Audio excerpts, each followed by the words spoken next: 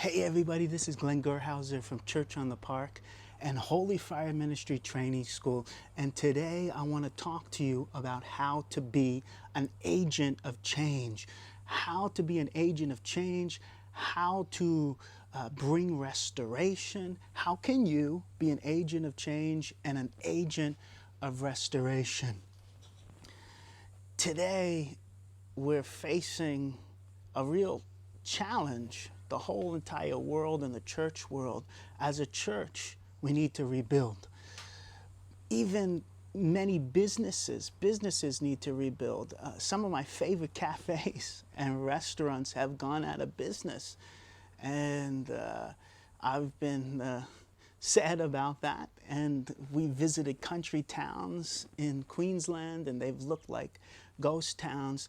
This is a time where God's people need to arise, and people all over the world need to arise and rebuild. So again, how can you be an agent of change? At church, we've been talking about Nehemiah, and it says in Nehemiah chapter 1, verse 11, "Now I was cupbearer to the king." Nehemiah was a man who brought great restoration to the people of God. He found out that Jerusalem was destroyed, pretty much destroyed. The walls were broken down. The gates burned with fire. The people were demoralized. What could he do? Because he was all the way in Persia as a cupbearer of the king. What could he do? Well, let me just say that the place that God put him, even though it seemed like the wrong place because it was far away from Jerusalem, was the very place God had chosen because he was close to the king. And then he had influence. God gave him supernatural favor. His hand was on him, and he had influence to change change everything. And the king ended up supporting the work of restoration. He actually funded it. But at first, Nehemiah did not know he would do that. It was a real risk to his life to even ask the king to be let go in order for him to go into Jerusalem. So I want to give you 3 points about how you can be an agent of change. The first one is let go of control. Now here we're using Nehemiah as an example. Nehemiah was he's an exemplary servant. He's an example of a servant. Over and over in his prayer in Nehemiah chapter 1, he says, "Your servant, Avdecha, Avdecha, your servant, your servant." He's praying to God and he has that servant heart. Well, how did he learn that servant heart? Well, he learned it from God, but he also learned it from his employment. Again, he was the cupbearer of the king. And the cupbearer of the king was just a role of great responsibility, of trust. He had influence, even political influence, to speak to the king. It was a place of honor, but it was a place of honor because it was based on servanthood. So if you're going to be an agent of change, first you've got to let go of control and let God be Lord. Let God be Lord. That's hard. A servant is looking to please their master. Their eyes are toward their master. This is how Nehemiah was. His eyes were toward his master. So to be an agent of change, we've got to let go of control over our own life and let the Lord be Lord over our life and direct us and guide us. Now, this has special significance for me, and I told a story on Sunday about this. I was a future business leader of America. I was part of this organization as a teenager, as a future business leader of America. And I had all these businesses, and I was selling candy, I was selling baseball cards, I was doing magic shows for money. Then I became a DJ, had my own DJ business, all of this as a teenager.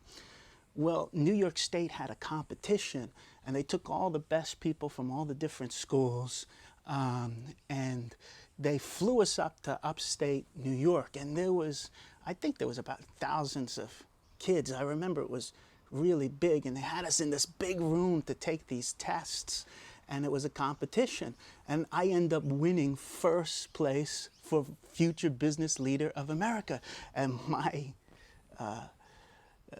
high school was saying, well, he's most likely to be a millionaire. But then Jesus got a hold of my life.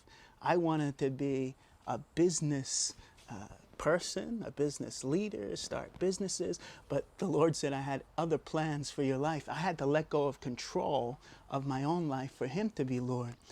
And I have been blessed because God chose me to share His word, and God sent me to Australia. And though sometimes I've struggled with that, I know the Father knows best. And the Father has blessed me and with a wife and 4 beautiful children and an awesome church and a beautiful Bible school. I have been blessed, but it's come as I've let go of control. The same thing goes for you. The next thing I would say is enjoy God's love. Enjoy God's love. If you're going to be an agent of change, you have to first let God change you. And in order for God to change you, you've got to enjoy His love. The cupbearer to the king used to have to first drink the cup, drink the wine before he gave the wine to the king. Why? He had to test if it was poisonous, if it was good. And then if it was good, he could give it to the king. Now, we're all called to be cupbearers. We bear the cup of the Lord. We're meant to serve our King as well as serve the people in this world. But we first have to drink of the cup. Now, here's the good news. What's in the cup is the very love of God. And as you drink in it and as you experience its goodness, you could share it with others.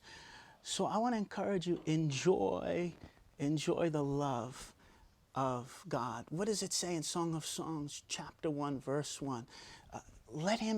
First of all, it says the Song of Songs, which is Solomon's.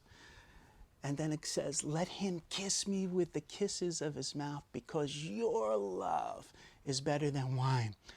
Here, the love of the bridegroom is described as wine, but better than wine. And when you drink in that love, it transforms you. You become an agent of change. God changes you, you're able to change others. So enjoy God's love. Drink it in. It's meant to be experienced. And the last point is taste and see that the Lord is good. This comes from Psalm 34, verse 8. Psalm 34, verse 8.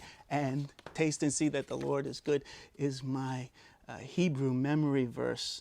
So I'll share it with you here. Ta'amu uvu kitov Adonai. I'll just share the first part there. Ta'amu uvu kitov Adonai. What is that saying? Taste and see that the Lord is good. You may notice 2 Hebrew words, tov, which is a very popular one, which is good, and Adonai, which is Lord. Taste and see that the Lord is good. You know God wants to be experienced. God wants to be experienced, and God needs to be experienced. We need to taste Him. We need to see Him. We need to experience Him. As Nehemiah tasted the cup, we need to taste the goodness of the Lord. Then what happens is that goodness radiates from our lives. Our own personal cup gets filled. We can only really serve people if our cup is filled.